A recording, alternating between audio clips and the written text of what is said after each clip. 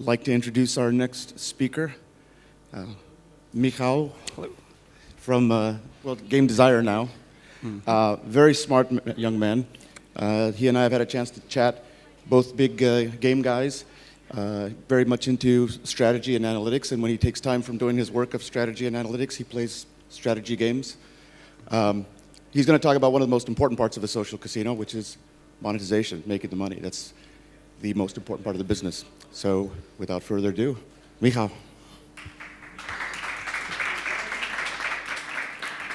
Thank you. Thank you very much for the introduction, Al. OK, so without further ado, let's begin. I'm from Game Desire company. We're based in Poland. We've been on the market since 2004. Previously, we've been known as Ganymede. This year, we changed our name to Game Desire. We are the leading social casino games producer in Poland, one of the leading social games developer in Poland. Our key products are Snooker Live Pro, Pool Live Pro, Poker Live Pro, so the Live Pro series, and GameDesire.com, a dedicated website for social gaming. Our key markets are at the moment Poland, Brazil, and USA, but we present worldwide. Okay, a few words about myself. I'm a data analyst by profession. I like this job. I like being part of game dev. And as a psychologist by education, I thought it would be impossible, but then it turned out analytics and psychology in games goes very well together, and I hope to prove it in a moment. And I'm a gamer by passion. The main goal of this presentation will be to show you the differences between behaviors of social casino gamers, players, and your normal casual audience. The presentation will begin. OK, I'll just begin it. The social casino games I'm discussing will be 3 of them. I know that we usually focus on slots when we think social casino, but don't remember about poker. Don't forget about Poker Texas. Don't forget about Bingo. So I'm going to analyze these three products. It is based on our in-house data, but I think it should be quite representative. So when you think about Poker Texas and Bingo, these games are pretty standard across every single company. So this can be representative. When you think about slots, our slots were quite experimental, so in some places it might be not as representative, but I hope it does show some trends you might be interested in. I'm going to compare them against an amalgam of some other casual games that we have. This is Pool, Snooker, Mahjong, and Last Temple. Last Temple is our version of joint 3 games.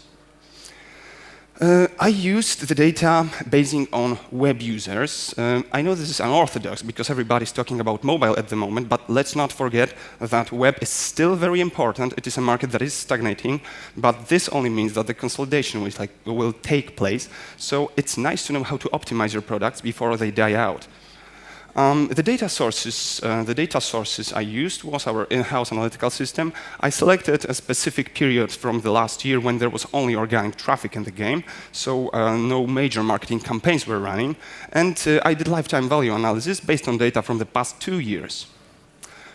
The presentation, I cannot give out our sensitive business data, so the presentation will base on comparison benchmarked always against the gray bars. The gray bars are non-casino games. And then there is the color code I used. This is red color for Poker Texas, yellow for slots, and blue for Bingo. And there is the second type of graphs. It shows comparison between Facebook and all platforms that we use. So there is this 100% bar. If the bars are near this line of 100%, this means there is no difference. If the line goes above, this means that Facebook is higher in this regard. And below, Facebook is below in this regard. First of all, let's focus on reactivations and new registrations as a part of traffic. As we can see here, there are no major differences, with one exception. Bingo, new registrations on Facebook are very, very scarce. And this is something you should expect, and this does make a lot of sense. If you look at the graph to the right, the one with, can you see the red dot now? No? OK, it's invisible from behind.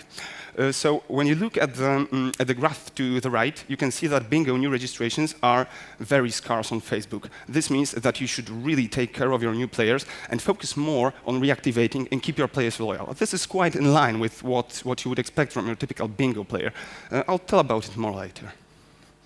Now, when it comes to retention, as you probably know, there is this rule of 150 and 25 in terms of your ratio, day 1, day 7, day 28 retention.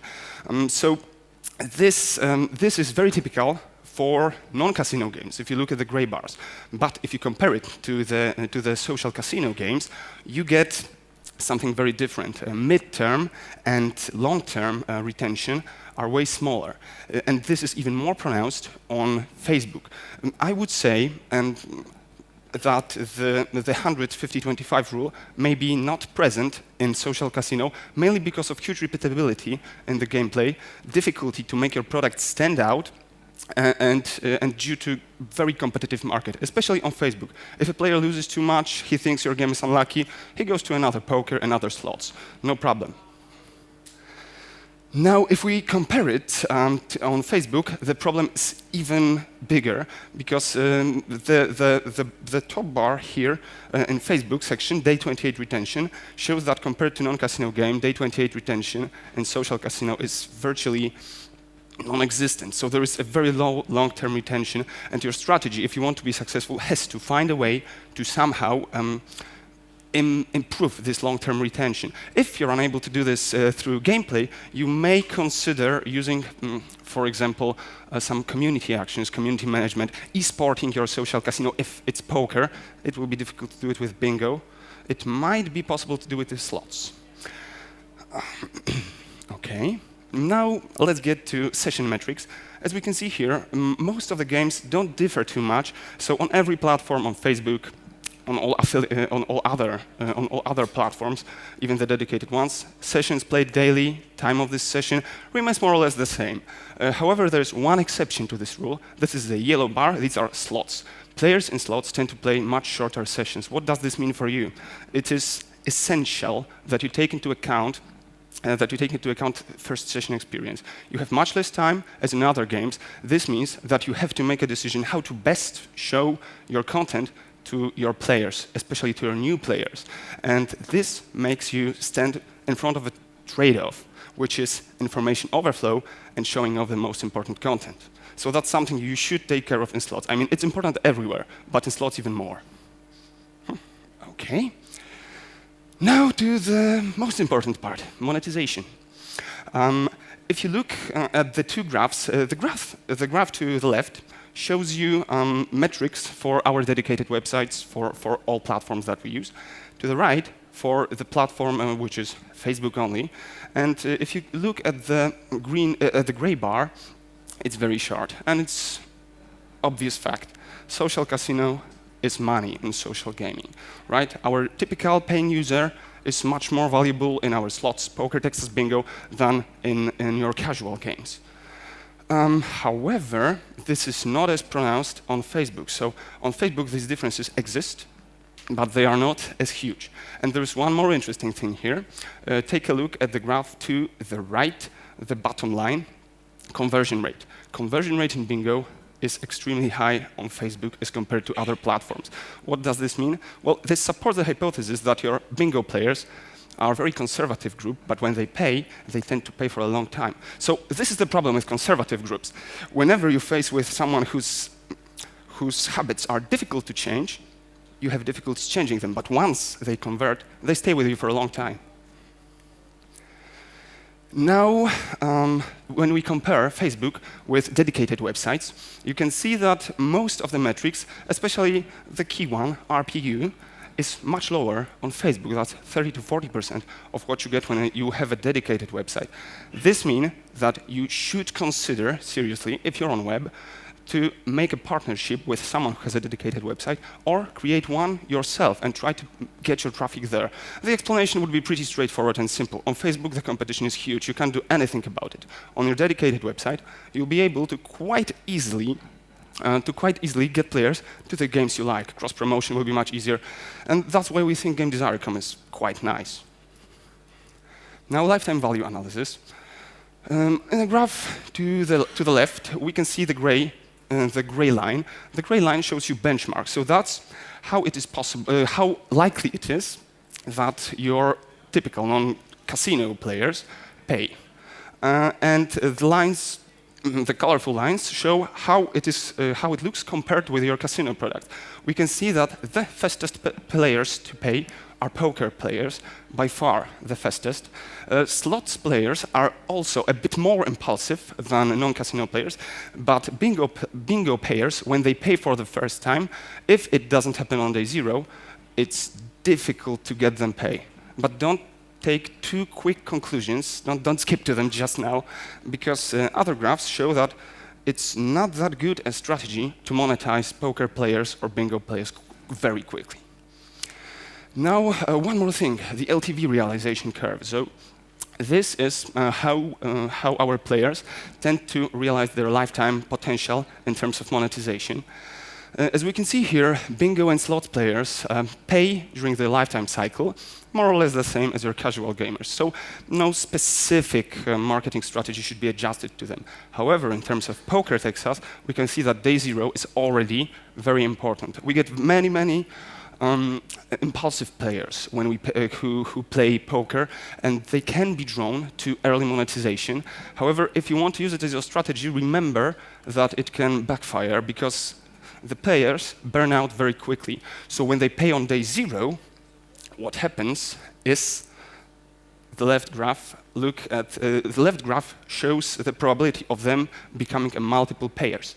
Look at the day 0 on the graph to the left. This is much lower probability of the payers to become multiple paying users if they pay during their first session or their first day in game.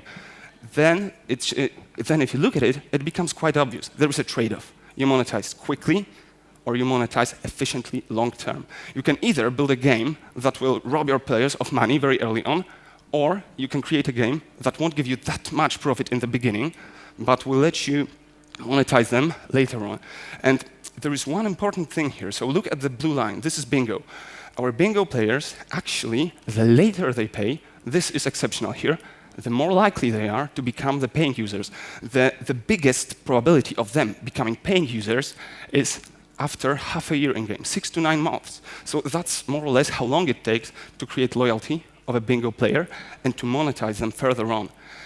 And also, the graph to the right shows how much money they pay compared to the gray line, which is casual gamers. While your slots and poker players, yellow and red line, will pay off best when monetized within the first month or 2. Your bingo players, you will get much more of them if you wait with monetization, if you let them get attached to the product and only then start the monetization pressure, if at all. And the last graph with the data, this is the amount of payers who already showed up in your product per day. So this means, who will show up. So this means that on day 1 and on, the vast majority of players in most of the games have not yet paid. So you have to keep them in a game a bit longer in order to pay. However, after a week, you already have majority of your poker players, the red bar, of your poker players paid. This opens up a potential for creating a strategy of special VIP clubs, offers, pro players clubs of poker players. You need to cater for them. We already know from the previous graphs that poker players are quite impulsive. They can go away. The long-term retention is problematic. So if you don't answer to this with something that cannot be copied by other products, which is community, which is esporting, this facade to your product, then they will go somewhere else. And you already know that these guys can pay some more. And after 31 days, in most of the products, you already have most of your paying users in place. So that's the last moment you can try and monetize them on. And the exception being bingo.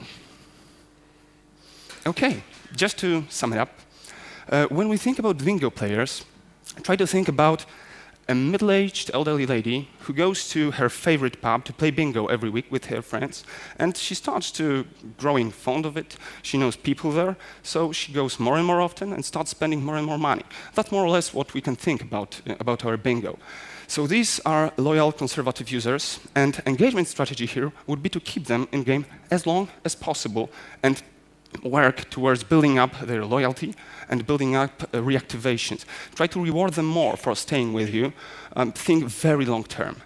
Creating bingo is a long-term investment. You won't get your money back quickly. However, if you are able to create the critical mass, the game will go on itself for a long, long time. And we're talking long months here, as you could see from the graphs. Then we get Poker Texas. When you think about Poker Texas, think about a young man, 25, 34 years, who goes to the casino and he's like, I'm gonna win. I'm gonna kill these big guys. I mean, I'm here to kick some serious butts. So he goes in, and he can be unstable. He can be very impulsive. The problem with poker then is if they monetize too early, if we put monetization pressure too early, we're bound to lose them. They feel robbed. They feel cheated. They leave. They won't pay anymore. So try not to put it too early. However, if you miss the sweet spot and you start monetizing them too late, it's already too late. They're not there. They don't feel good. They don't feel pro for paying. They don't feel any better. Try and make them feel good, unique for what they do. So that's the most important trade-off. I would suggest from this data that I showed that VIP clubs are introduced somehow, and I would consider using a dedicated website for playing poker. And finally, slots. When thinking about slots, think about a middle-aged man or woman who goes to a place where they can play a machine or two for a very short time, once, twice a day, every day. If they stop liking the machine, then so they are moderately impulsive. They play very short, so they only come to the machine, start playing, and leave. That's what you get when it comes to slots players. So try to design your game so that they get attached to it as quickly as possible, but avoid the information overload. Focus on midterm relation, because that's, again, if you monetize too early, they won't come back. They'll feel cheated, especially since slots players, which probably most of you know better than I do, the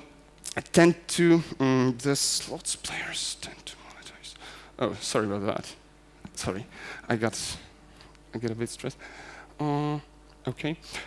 Yes, they tend to feel when the machine is rigged, when something is not wrong, when you tinker with maths, they tend to feel it quite well. So first, you have to make a good first impression, keep them a bit in game, and slowly but surely draw them into monetization. That's how they grow.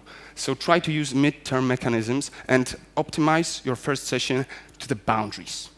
And I guess that's all I prepared for you for today. Thank you very much for attendance and attention. And if you have any questions, just ask. Great presentation. Do we have any questions from the audience? You know, I have a quick question. Because you have such a different, diverse player base, and you've shown the importance of retention. You know, how hard is it to have all of these different retention strategies to keep players throughout that long lifetime value? How hard it is? How hard is it because you have slots, bingo? Yes. You know, do you have different people working on different retention strategies, or do you have one kind of team that does? Actually, each product that we developed had a separate strategy managed by that team. So in every product that is being developed, we use a different strategy based on the data that we have. So for example, if it turns out from the analysis that the first session funnel in slots is too slow, we decide to slow it down. Also, I mean, we obviously know that all of the products are specific, so this is by no means everything of this is true to your products. I just wanted to show more of a framework for thinking about analytics that you should take when analyzing your data. So when something shows up in the data, like the very short sessions, we have to adjust it. And we try to do it on per product basis, always. So when we found out that poker had problems with mid and long-term retention, we decided to make some mechanisms to improve it. Questions, anyone? If not, I've got a couple more questions. So slots, you know, that's my background, and I'm curious about. Do your slot players, do they only stay in slots, or do you have players who go to play poker for a while, go play bingo, or are they all generally in channels? As far as I can remember, most of them, even the paying users, tend to play only slots, but some of them, because of the cross-promotion we can do on the website, also go and play poker. So this is also quite typical. They cross-sell between products by themselves. They don't need encouragement to start exploring the website. Oh, that is also another very nice thing about the dedicated website. When players start exploring, they go to other games and can give you profit there when they're bored with another one. Any questions at all? So I'll ask a little bit of an unrelated question. So you said you've been a gamer from way back. Did you find that coming into the casino that it seemed very different from the types of games you play, strategy games? That's an interesting question. I mean, first of all, when I began the journey into game dev, I felt that it's impossible at all to get there. But then when I entered the company and started working as an analyst, it wasn't that much different. I mean, analytics is all about your strategy put into some numbers and then put in real life. When I work, and I work hard on analytics, not on some organizational stuff, usually when I come home, I tend to play half an hour of some strategy games. But it's just like doing strategy game all along in my job. So it's not that far away. It's just a bit different matter, and it's more sensible, of course, than playing games just for fun. All right, well, if we don't have any more questions, thank you, Michal.